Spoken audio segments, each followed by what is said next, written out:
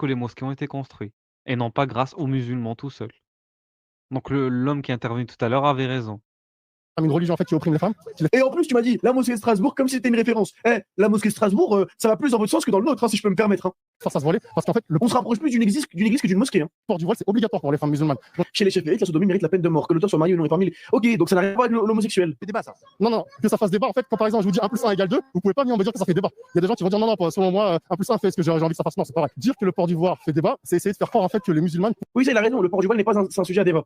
pourraient ne pas porter le voile. Alors que Non, alors, Hamza, tu dis n'importe quoi, la mosquée de Strasbourg, ça part pas en couille. Ça, c'est déjà parti en couille. Il y a une grande nuance. dans les textes musulmans, c'est une obligation. Étant donné que ça, en fait, en termes d'applicabilité, c'est quelque chose qui n'est pas négociable en fait avec des pays comme la France, il faut arrêter en fait de tortiller et de dire Tu sais que ces mecs-là, généralement, les gars, leur grand-mère, elles vont au Maroc en vacances. ah mais non, mais les femmes musulmanes elles sont gentilles. Non. Alors faire quoi? Ah, c'est pas à moi de le dire, mais tout ce que je sais, c'est qu'on ne peut pas dire que le voile en fait est une forme de liberté pour la femme. Voiler en fait la beauté des femmes, c'est quand même il y a un problème. Et de ce que On pourrait appliquer sa même logique et dire que les femmes qui veulent à tout prix voir les femmes sont des pervers. je sache, l'histoire française a fait que les femmes en fait sont suffisamment émancipées pour qu'on les reforce en fait à accepter pour un moment. Discord. Sur notre serveur. Non, partage. Essaye de faire un partage pour Discord. J'ai fait là.